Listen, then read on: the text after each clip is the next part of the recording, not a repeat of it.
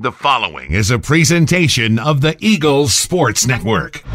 We continue on the Domino's post-game report. Adam Cavalier alongside Carson-Newman head football coach Mike Turner here on the Eagles Sports Network. Mike, wrap up a 52-24 win over the Limestone Saints, and unquestionably your best day offensively this season.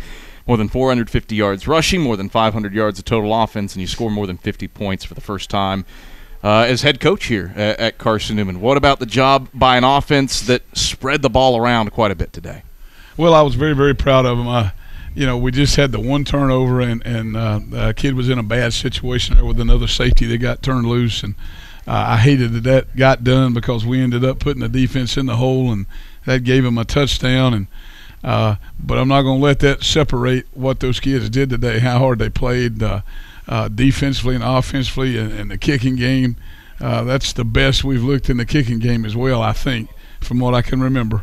But I was very, very proud of their effort, and proud of we talked about one heart and with one spirit, and that's what United is, and we look like a football team that played that way today. Yeah, really played well in all three phases, had looked for that all year long, comes through today. Yeah, you give up 24 points, but one of those touchdowns came on a very short field, like you mentioned, right after the fumble. Let's talk special teams. 2 kickoff returns longer than 50 yards, one of which Marcus Williams takes to the house. Right. Well, every week when the special teams meeting is over, we talk about what is field position, flip the field, and go score. And we talked in there at halftime, offense is going to get the ball. We need to score the first series, and, hey, we scored on a kickoff return. That's double good. All right, we got points, and plus we did it in a kicking game, and very proud of those kids. We've been just a half a man away or a man away for the last 2 or 3 weeks on a kickoff return of really taking it to the house. And we got that done today. So congratulations to those kids, to Coach Antonio Goss and the job that he does with our special teams, and just a great day. Antonio Henderson was celebrating his 22nd birthday today. I guess still is. Leads your team in tackles today. How about the birthday boy? Well, we've had some birthday boys this week, Coach Clowney and him and a couple more there. So this has been a lot of youngers were born the first week of October. So but we're happy for him. And, we've talked before in the past about what a solid player he is and what he means to this program. And, gosh, I watched those kids out there making some big hits, getting some things done. And we got it done today together with all three parts of it. Like we talked about, we've been on the road on 4 out of the first 5 weeks. We played some great competition, and I think this football team is battle-tested. It's not ready by no means. We still got a long way to go in many areas, but if we can have that kind of effort, that kind of heart, that kind of excitement when they make things happen, then we're going to be a pretty good football team. Faltered a smidge, and you alluded to it with the turnover in the fourth quarter. Limestone pulls within 14, but didn't let that bother you. Next play, Antonio Wimbush, 72 yards to the house for the score. How important was that haymaker in that situation? That was very important because it wasn't blocked very well at all. He that's one of them you go, no, that a baby.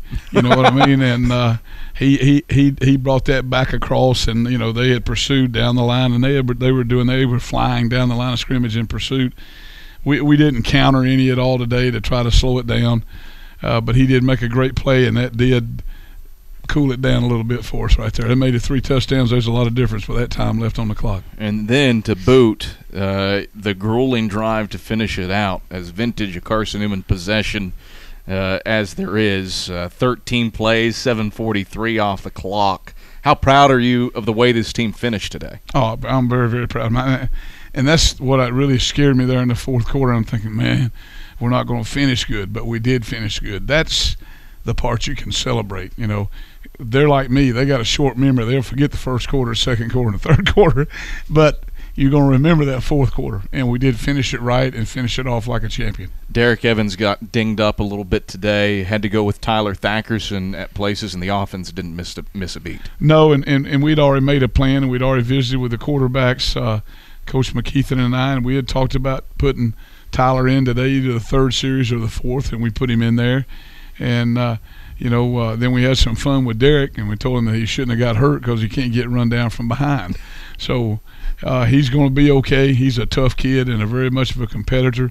But it was great to have Tyler get in the game with that group of people and get in the game when it counted, and then be productive. Faced off against a friend in Tony Iruli today. How was that? How weird was that? Now that it's all said and done. Well, that's weird. You don't like playing against people that you know, that you care about. You don't like doing that. It's Coy DeWeese over there, who's one of the very, very proud of him. His dad played for us, and Coy played for us, and there's a young man who's going to be a great football coach because he cares about kids. Tony's doing a great job with those guys. They've been competitive in every game, and they fight. They don't give up. So he's in a great recruiting area. So he's going to be okay. Turn your attention to the Mars Hill Lions. Tim Clifton's offense, one of the best league leaders in total offense, among the league leaders in points scored. What do you do to get ready for the Lions? Well, I believe it goes back to just take care of us and make sure we're correcting things. We've got people. What game is this going to be? The 7th. Yeah, be the 7th. Already. All right, it'll be the 7th game of the year. We've got some people dinged up and beat up a little bit. We've got to get those kids healed and not miss a beat. And I'm going to go back and brag on them because they're like they were last year at this time. We got guys that a couple years ago maybe or something like that wouldn't have practiced, but now they're practicing.